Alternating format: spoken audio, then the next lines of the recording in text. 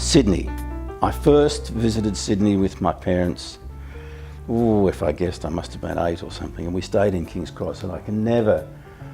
We stayed in an apartment building. It was right on the harbour and it had a pool, and I remember the fountain at King's Cross, and it was just so exciting. And when I started the Hopkins Group in 1980, I travelled to Sydney quite a bit to do business with an organisation named Robert Morrison and Associates, and they were really the first of the independent financial planning organisations. It always amused me, I'm not certain which, this silly debate about Sydney being better than Melbourne, or Melbourne being, better than Sydney. And in those days, I think because Sydney's population was greater, and I think also because Sydney was bigger and most definitely more the world city than Melbourne in those days, it seemed that the weight in terms of righteousness was with the Sydney crowd.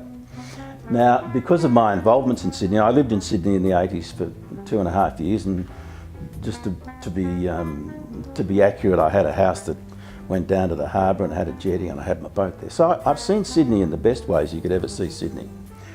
But it is just such a nonsensical conversation, because Sydney is no doubt one of the most magnificent cities in the world.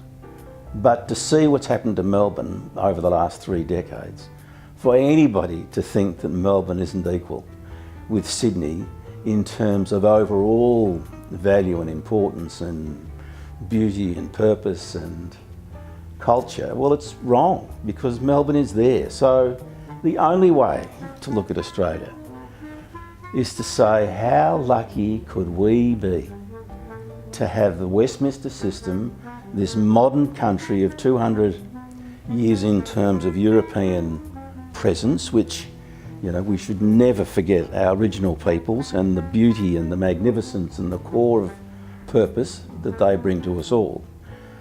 But to have this safety in comparison to so many of the Western economies, let alone the second and third world countries, to have a magnificent city like Sydney, a magnificent city like Melbourne, a beautiful holiday city like Hobart, a calm and precious town like Adelaide with its beaches and its wine, and Perth with its excitement every 10 years because the economy booms, or 15 and they build another casino or sports ground, or North Bridge, they excite, and that city's going so well for us. And then Brisbane's gorgeous. I spend quite a bit of time there. Now, I haven't forgotten Darwin, or Canberra.